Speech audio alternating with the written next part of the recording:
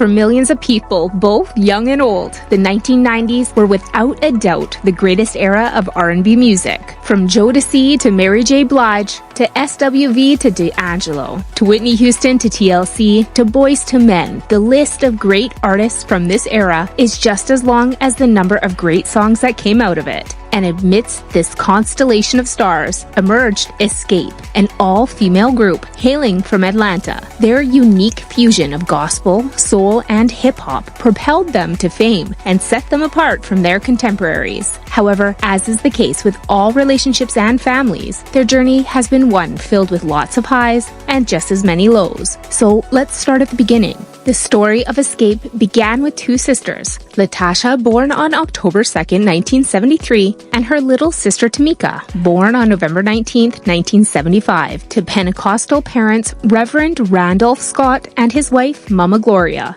The Scott sisters have always had music in their blood. It's a part of their DNA. Their father was a part of a group in his early years called the Scott Three, and as would later become the case with Xscape, the Scott Three contained family. For the Scott Three specifically, three brothers. The eldest being Randolph, who would later become a minister, and his brothers, Michael and Zachary. Reverend Randolph may have had no idea what the future would hold for his little girls, but he did prepare them for it. As PKs, pastor kids, LaTocha and Tamika spent most of their days in church. They would sit with their mama listening to the choir sing before their father came up to preach. Their father recognized their gifts early on and encouraged LaTocha, who was 6 years old at the time, to join the church choir. Tameka was still too young to sing with the choir, but she had that voice, even at an early age. At age 11, LaTocha recorded her first single with her sister Tameka. In the early stages of their career, their father was their manager and music producer, and he would book them to sing at weddings and private shows, even at their young age. They didn't get much pay back then, but they were happy doing what they did, and so was their father. With the start of their new career, the sisters branded themselves as a girl group and named it Precise. Neither was really feeling the name though, so they never used it.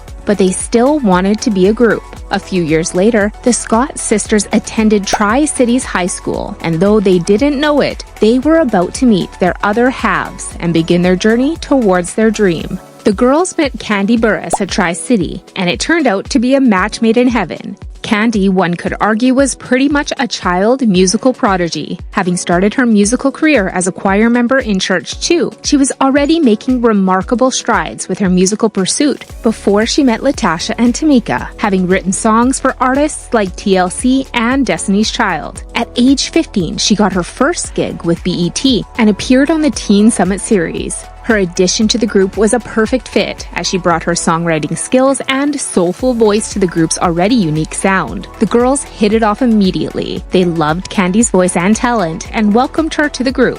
That was when Xscape was born in the early months of 1990. At this point, there was nothing stopping the sisters, so they decided to recruit one more member and be a complete team of 4. The spot was filled by Tamera Tan Coggins, who was a friend of Kandi. Tamera's time with Xscape would be short-lived, however, as a year later in 1991, she would be replaced with Tameka Tiny Harris. The 4 clicked creatively and personally and began writing and recording music together. Tamera's departure from the group went unnoticed because, at the time, no one was really paying attention to Xscape. They had yet to make a mark. What many did not know, however, was that there was more to Tamera leaving, and it was not a voluntary act on her part.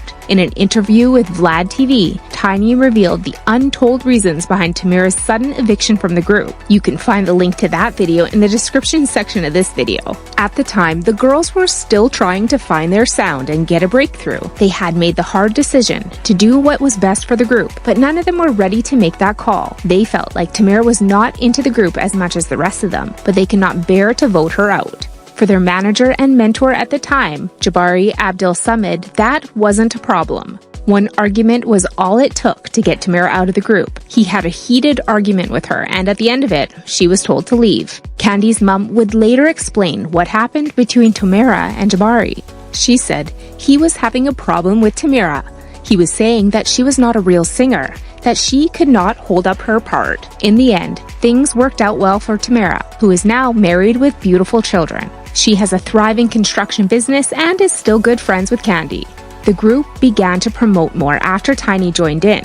Jabari had gotten what he wanted from the girls, which was a group of talented and passionate young women. Everyone was all in. He also happened to be the father of the group The Boys, who had a smash hit in 1988 titled Dial My Heart. With Jabari's experience and guidance, Xscape discovered more opportunities doing shows and concerts, but none on a major scale. They had no deal yet and no record label. The music industry in Atlanta at the time was still up and coming, and it wasn't easy finding a producer that believed in them. But the girls kept pushing, kept practicing, having rehearsals, and recording songs. In 1991, they got invited to do a show in Washington, D.C., and it was from that show that they started to gain recognition. Later that year, producer Jermaine Dupri was celebrating his birthday in Atlanta, and Xscape got to perform at the party. Jermaine was impressed and promised to reach out to them. He had just signed the hip-hop duo Criss Cross, and he was working on their debut album, so he didn't have the time and resources to take on Xscape, but he promised to sign them up after debuting Criss Cross. The girls had heard that many times before, and they didn't want to get their hopes up, but Jermaine kept his word. He came back for them and signed the group to his then new record label, So Def Recordings. The group made their big debut into the music industry in 1993 with their album Hummin' Comin' At Ya, and it was a smash hit. The album went platinum, selling over 1 million copies with hit songs like Just Kickin' It and Understanding.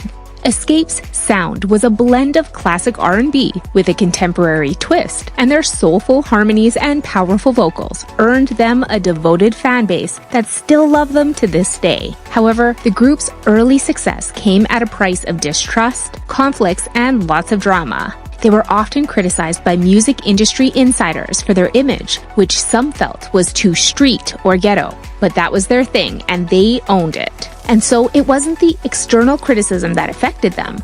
Xscape's legacy began to take a downward turn due to strife, misunderstandings, and disunity. They had some other troubles too, like in 1994 when Tameka Scott was arrested for shoplifting, and the incident threatened to derail the group's career. But they overcame it and moved onward. The biggest crisis came in 1998 after the release of their third album, Traces of My Lipstick, when Kandi announced that she was leaving the group to pursue a solo career. Tensions had been simmering within the group since their big debut. Maybe it was the pressure of fame, or the change of lifestyle, or jealousy, but whatever it was had finally come to a head. Their manager at the time, Michael, tried to diffuse the tension a bit and make sure everyone had a chance to showcase their talent by making sure everyone had a solo feature on the album, but it wasn't enough. Kandi had written some of Xscape's biggest songs and claimed that she was not being properly compensated for her songwriting contributions to their musical success. She wanted more and felt like she should get more royalties than what the rest of the group was getting. LaTocha and Tameka had their opinion on that, and it was a hell no. The sisters felt like Kandi was trying to take over the group, and they were not going to watch that happen. As for Tiny, she got caught in the crossfire between both sisters and a friend. Kandi's threat to leave turned up the heat on the tension of the group, and it exploded. They stopped making music, and Kandi made good on her promise and ditched the group. The group lost a solo deal that was being engineered by their manager, and that caused a sour relationship between LaTocha and Michael. The group was rebranded as Xscape 3, and the remaining members of the group continued to perform and record together, but their popularity began to wane. They were no longer feeling themselves, and their fans were no longer feeling them either. The sound wasn't the same without Kandi, and so, after a while, the group disappeared. Xscape was done, and for a long time, there was silence. Then in 2005, they came back with a new group member, Keisha Miles, and released an album titled Unchained, as well as the single What's Up. But Keisha could never really break into their circle, and in 2009, she too left the group. Xscape came, saw, and conquered, and in 8 years it was done. The group members released singles on their own. Xscape 3 made some new songs, but it was never the same. The dent in their relationship was too wide, and everyone went their separate ways to pursue independent gigs. Kandi continued to write hit songs for other artists and got into reality TV on The Real Housewives of Atlanta in 2011, where she met her beau, Todd Tucker, and eventually got married in 2014.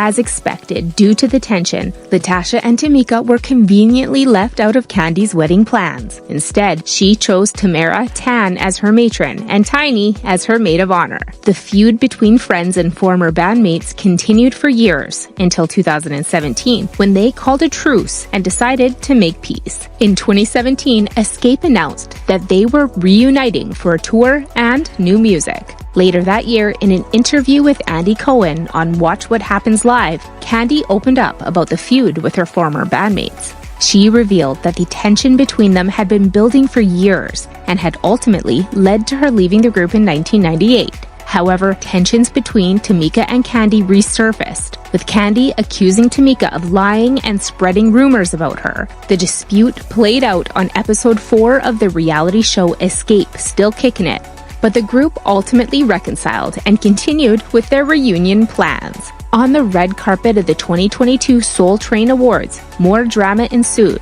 when LaTocha showed up wearing a dress that was totally out of sync with what the other members were wearing. In an Instagram post, she wrote, "Sorry, I didn't get the memo, but everyone still looked amazing."